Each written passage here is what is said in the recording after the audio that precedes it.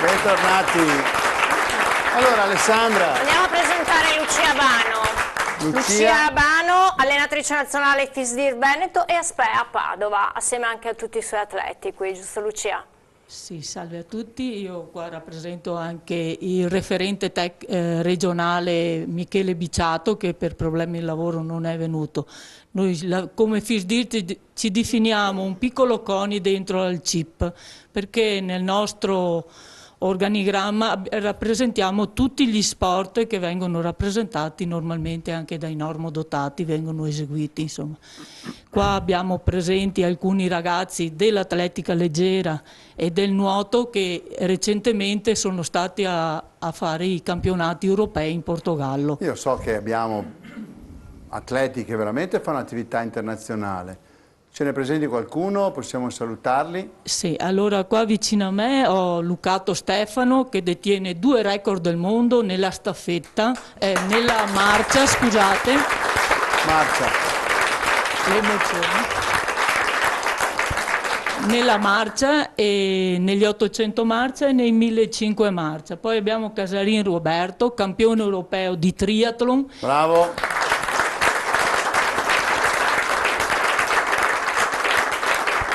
Abbiamo Michele Giugno, campione europeo degli 800 metri corsa. Bravi, bravo.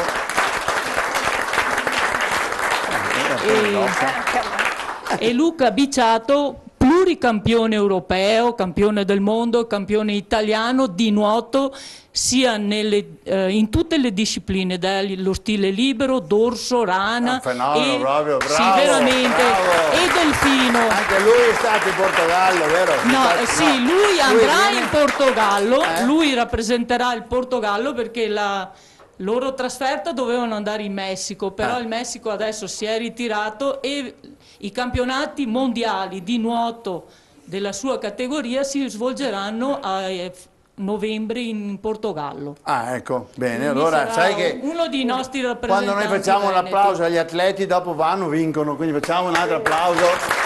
Vediamo gli altri nostri amici.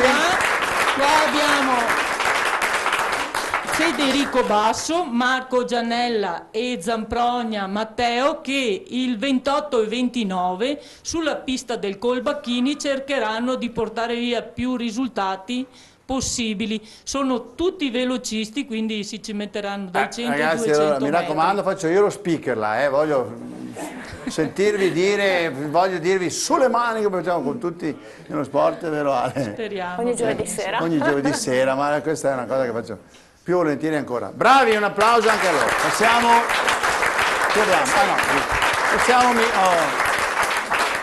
Presidente della Cocolocco, giusto? Esatto. Quindi abbiamo Pierpaolo Schiaroli, presidente Cocolocco Padova, tra l'altro campione d'Italia stagione 2013-2014. Eccoli qua, abbiamo dei campioni qua. E parliamo di hockey.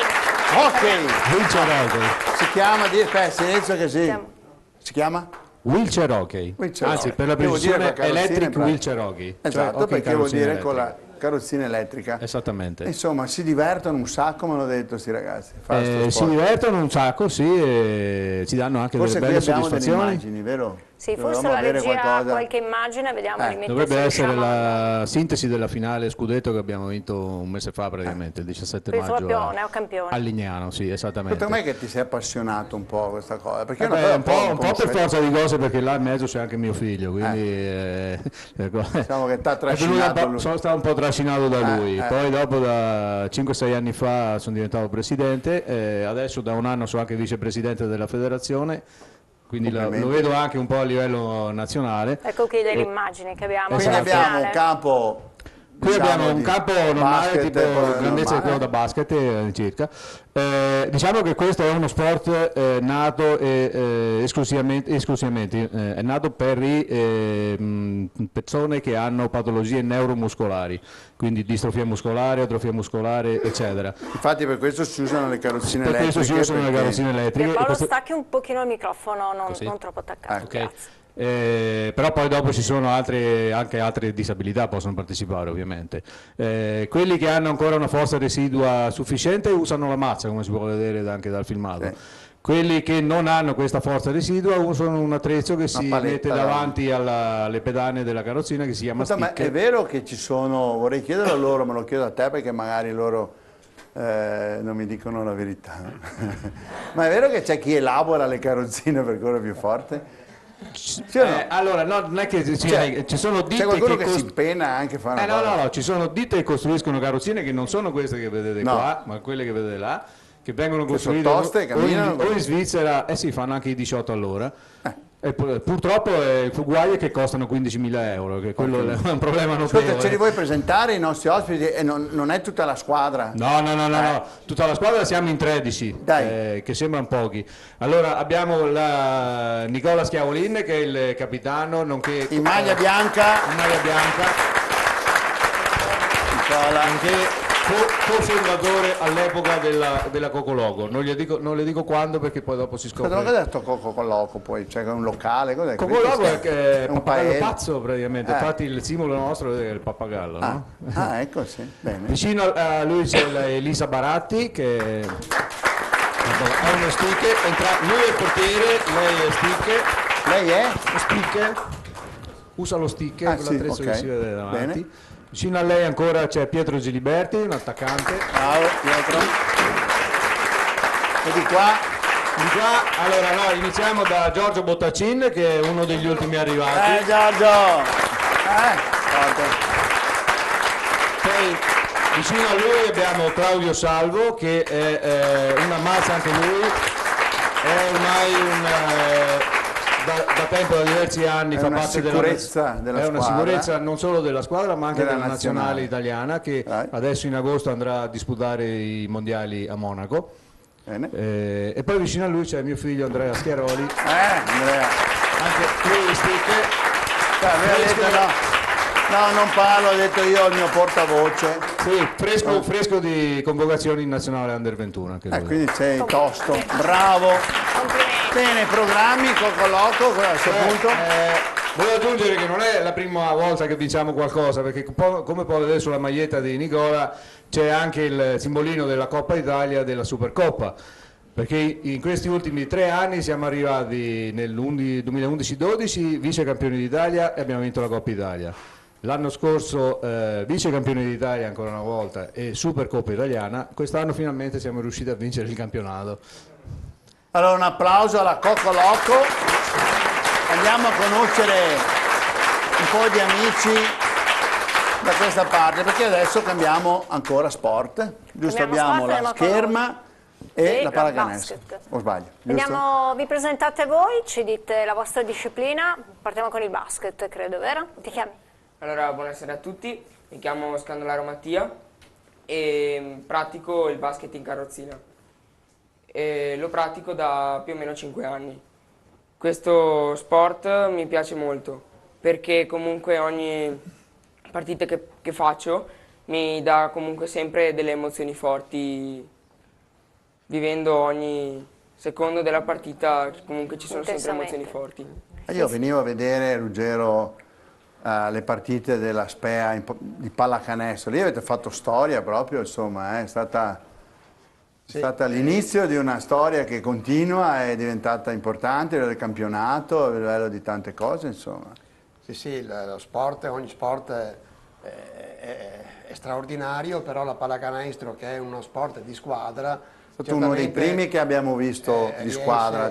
La Spea Padova, che è nata nel 1980, una prima società, direi del nord Italia, è partita appunto con la pallacanestro, atletica, nuoto, con 4 discipline, poi nel percorrere dei tempi la pallacanestro si è staccata dalla Spea Padova anche per motivi economici, però ha sempre continuato l'attività a Padova. Sono una delle uniche società che ha ben 3 squadre, dal mini basket alla Serie B alla A1. Per 2 o 3 anni siamo stati poi l'unica società del nord Italia nella massima serie A1, e quindi è presente insomma una certa costanza. Dopo abbiamo anche il nuovo, nel senso che l'attuale, meglio dire, presidente della Spea, magari salutiamo poi anche lui, ma continuiamo con Giulia, giusto? Con Giulia. Allora. Buonasera a tutti, mi chiamo Giulia Cortese, pratico il basket in carrozzina da 10 anni ormai e formo parte della società, si chiama Padova Millennium Basket, però io formo parte del settore giovanile, il quale ha una squadra che viene denominata Le Iene. Caccia, proprio cattivo, no? Brava, Giulia. Millennium Basket, a me arrivano sempre comunicati stampa, anche del Millennium Basket, e devo dire che fate tante belle cose. Andiamo avanti, dai, così cerchiamo di far parlare sempre tutti. Cambiamo sport. Cambiamo sport. Buonasera a tutti, sono Sara Voltaletto, pratico la scherma con il Circolo della Spada a Bassano. E facciamo un applauso, certo, anche a Sara, perché è vice campionessa di recente il titolo. Sì, una settimana 2 settimane fa quasi, sì. C'è stato il campionato italiano ad Acireale e sono riuscita a infilzare tutti. Sì, no. A dirla, sono arrivata seconda con la spada, mentre sono arrivata terza con il fioretto. Brava! Diamo il microfono, no, dai il microfono al signore che è l'allenatore. No, dai il microfono, Silvana, dobbiamo rispettare i tempi di tutti.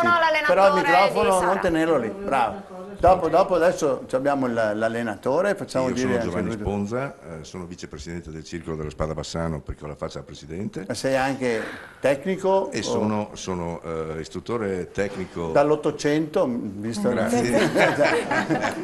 Ho preso il brevetto nel 2006 dal CIP e poi anche come istruttore nazionale della Federazione Italiana Scherma e li seguo da quando si sono iscritti, cioè dal 2011. Adesso sentiamo l'altro atleta che abbiamo qui. Sì. Buonasera a tutti, sono Francesco D'Alessandro, il tiro di scherma da circa 3 anni. Anche tu hai con avuto... il Circolo della Spada Bassano, anch'io sono partecipato circa 2 settimane fa al campionato italiano di scherma da Cireale. Una bella Sicilia. Bella, bellissima. Sarà stato bello? Mamma mia. Tempo, mi sono piazzato, sono arrivato terzo. Una grande esperienza, cioè un grande sport che minimamente, cioè non mi aspettavo assolutamente mi prendesse. Poi come faccio? Voi fate attività, allenamenti normali? Sì, 2 volte a settimana circa. 2 volte a settimana, andate in pedana? Durante l'anno abbiamo diverse qualificazioni, dipende, l'anno scorso a Napoli.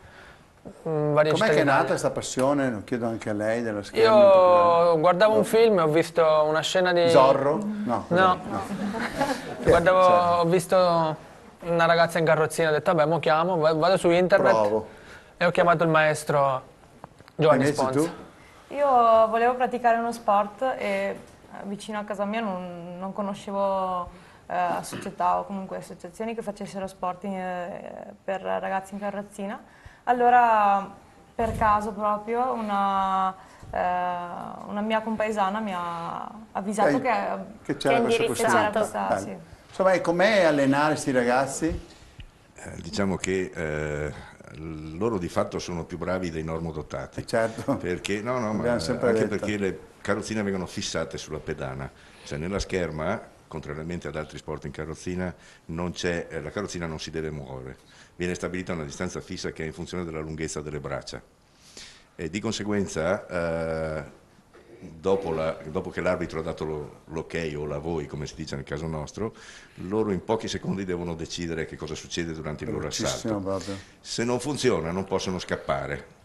Ecco, per cui i riflessi e le controdifese agli attacchi sono fulminei e quindi la velocità mentale, decisionale per chi è in carrozzina è addirittura maggiore. Silvano, volevi dire qualcosa a proposito?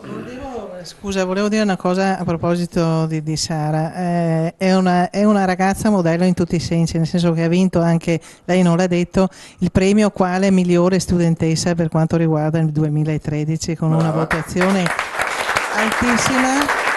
E un'altra nota di merito sua, che abita in provincia di Treviso, va a scuola in provincia di Padova Cittadella e si allena a Bassano. Quindi immaginate quindi bravissima. Brava Sara, diamo Silvana, diamo il microfono qui davanti. Passiamo il microfono perché davanti. abbiamo il presidente della SPEA. Della SPEA Padova, Gianni Lezzotti.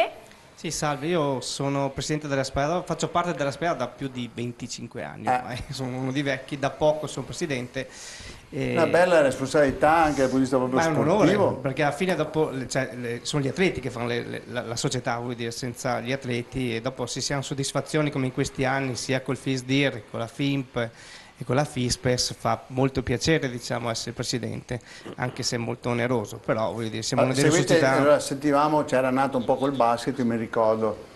È nata tanti anni fa la società con Ruggero Vignai. Si è allargata comunque l'attività della SPEA? Siamo allargati, abbiamo anche molti giovani, diciamo la verità, siamo molto contenti e organizziamo anche molte manifestazioni, certo. Come diceva Antonella, adesso a fine giugno organizziamo i campionati italiani FISDIR della Tigre Leggera, ma abbiamo appena fatto i campionati italiani FIMP a Lignano Sabbiadoro, abbiamo la SPEA Padova organizzati a Lignano e ogni anno, diciamo, organizziamo qualcosa. È un onore, dopo molti atleti nostri vanno in nazionale e vincono, come è successo col FISDIR e gli ultimi campionati europei in Portogallo. Bene, allora adesso diamo la linea alla regia, poi parliamo con i cronometristi, andiamo a conoscere anche loro, quindi bene, grazie, a dopo.